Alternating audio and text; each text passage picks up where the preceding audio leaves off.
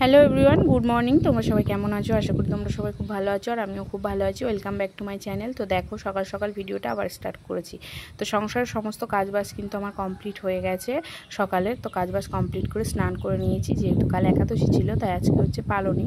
কিন্তু অম্বুবাচী মাথায় তো আর ঠাকুর ঘরে পুজো দেওয়া যাবে না, তো স্নানটা করে নিয়েছি, নিয়ে একটু তুলসী তলায় প্রণাম করে পালনিটা সেরে নেব। তো দেখো, সকাল সকাল স্নান করে নিয়েছি, আর হচ্ছে এখন চুলটাকে ভালো করে আঁচড়ে নিচ্ছি। তো তার জন্য এই যে চুলটাকে আগে হচ্ছে ভাগ করে নেব, নিয়ে তাই সুন্দর করে চুলটাকে ছাড়িয়ে নেব। আর সকালে সমস্ত বাসি কাজ কিন্তু কমপ্লিট হয়ে গেছে। এখন ঘড়িতে খুব বেশি হলেই সকাল 7টা বাজে।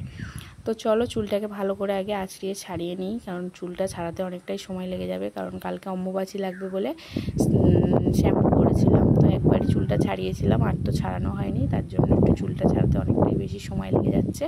তো চুলটাকে এখন ভালো করে চিরুনি করে নেব, কারণ চুলটা ছাড়াতে এমনি আমার অনেকটাই সময় লাগে, যেহেতু একটু মানে জট বাঁধে বেশি, তার জন্য তো অল্প অল্প করে আস্তে আস্তে করে চুলটাকে ছাড়িয়ে নিচ্ছি। তো এদিকে মায়েরও স্নান কমপ্লিট হয়ে গেছে, মাম্মাম এখনও ঘুমাচ্ছে, ও কিন্তু ঘুম থেকে ওঠেনি, ওকেও এবার তুলবো। তো আগে হচ্ছে পালনিটা করে নিই তুলসী তলায় প্রণাম করে, তো তারপরে মাম্মামকে তুলবো। তো চলো, এখন চুলটা কিন্তু আমার ছাড়ানো হয়ে গেছে, এখন যাব তুলসী তলায়। তো তুলসী তলায় গিয়ে দেখো দূর থেকে একটু ভগবানকে প্রণাম করব, আর হচ্ছে মানে এই যে মহাপ্রভুর প্রসাদ আছে সেইটা গালে দিয়ে পালনিটা ভঙ্গ করব, মানে একাদশীর পালনিটা ভঙ্গ করব। তাহলে উপোসটা না ভঙ্গ করলে তো কিছু খেতে পারবো না, তার জন্য এই যে একটু প্রণাম করে নিচ্ছি, দূর থেকে প্রণাম করে নিয়েই তারপরে পালনিটা সেরে নেব, কারণ মহাপ্রভুর প্রসাদটা গালে দেব, দিয়ে হচ্ছে মানে কি বলবো, উপবাসটা মানে ছাড়বো, এটাই তো নিয়ম। তো এটাই করছি। তো চলো, ঠাকুর ঘরে ভালো করে প্রণাম করে নিয়েছি, ঠাকুর ঘরে আর তুলসী মন্দিরে। তো প্রণাম করার পরে পালনিটাও সেরে নিলাম। তো এখন হচ্ছে সকালবেলা রান্না বসিয়ে দিয়েছিলাম, সিদ্ধ ভাত, আলু পেঁপে আর টমেটো দিয়ে ভাত, তো সেটাই এখন বেড়ে নিয়েছি। তো চলো, মা আর আমি দুজন ভাত খাবো। তো ভাতটা বেড়ে নিয়েছি, এখন আলু টমেটো পেঁপে এগুলোই সব পাতে পাতে মানে মাখিয়ে খেয়ে নিয়েছিলাম। তো খেয়ে নেওয়ার পরে এই যে মা হচ্ছে মাছ কাটছিল, এখানে কই মাছ আর কাঁকড়া, তো সেই জন্য মা মানে মাছ কাটা বাছা করছিল, আর আমি এদিকে সবজিগুলো কেটে নিয়েছিলাম। আর মা হচ্ছে অল্প কয়েকটা মাছ বলে আজকে বলছিল তরকারিতে বড়ি দেবে, তাই আমি আবার কোটো থেকে বড়ি বার করতে চলে আসলাম। তো কি বলো তো, বৃষ্টি হচ্ছে তাই কি গরম কিন্তু কমে না, প্রচণ্ড পরিমাণে গরম। আর এখন সবসময় ওদেরটা মেঘলা মেঘলা, তাই কিন্তু ভিডিওটা বেশ কালো কালোই আসে। তো দেখো, মা এদিকে কড়াইতে মাছ ভাজা বসিয়ে দিয়েছে, আর আমি এদিকে সবজিগুলো কেটে দিয়েছি। তো কী সবজি কেটেছি চলো তোমাদেরকে দেখাই। এখানে হচ্ছে দানা কলা মানে ডয়রা কলা, আলু, এটা কেটেছি, মাছ দিয়ে রান্না হবে, আর কাঁকড়া দিয়ে হবে কুমড়ো আলুর তরকারি, আর ওইদিকে ছিল উচ্ছে ভাজা। তো এক এক করে মায়ের তরকারিগুলোও সব রান্না কিন্তু কমপ্লিট হয়ে গেছে। কলা আলু মাছের ঝোল, কুমড়ো আলু কাঁকড়ার তরকারি, আর এদিকে হচ্ছে উচ্ছে আলু ভাজা, আর লাস্টে করেছিল আমড়ার একটু চাটনি।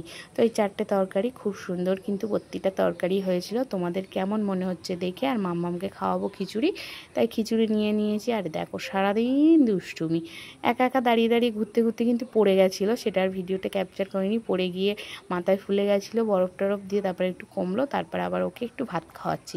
তো উচ্ছে ভাজা দিয়ে ভাত খেতে খুব ভালোবাসে, তাই উচ্ছে ভাজা দিয়েই কিন্তু মেয়েকে ভাত খাইয়ে নিচ্ছি। তো চলো, ওকে ভাত খাইয়ে নিয়ে তারপরে কিন্তু আমরাও খেয়ে নেব। তো খাওয়া দাওয়ার পরে মাম্মামকে ঘুম পাড়িয়ে চলে এসেছিলাম উপরের ঘরে। তো উপরের ঘরে অনেক জিনিসপত্র হয়ে আছে, কি বলো তো, মানে বৃষ্টি হয় তো তার জন্য জিনিসগুলো তো শুকাতেই চাই না, তো তার জন্য কিন্তু অনেক জিনিস জমে আছে। তো দেখছি হাওয়াতে অনেক জিনিস শুকিয়ে গেছে, তাই এক এক করে কিন্তু সব জিনিসগুলো কিন্তু আমি তুলে নিচ্ছি বিকালবেলা। তো এখন কিন্তু বিকাল হয়ে গেছে, প্রায় 4:30-5টা বেজে গেছে। তো চলো, এক এক করে কিন্তু জামা কাপড়গুলো ভাঁজ করাও কমপ্লিট, অনেকটাই জামা কাপড়, তোমরা দেখেই বুঝতে পারছো।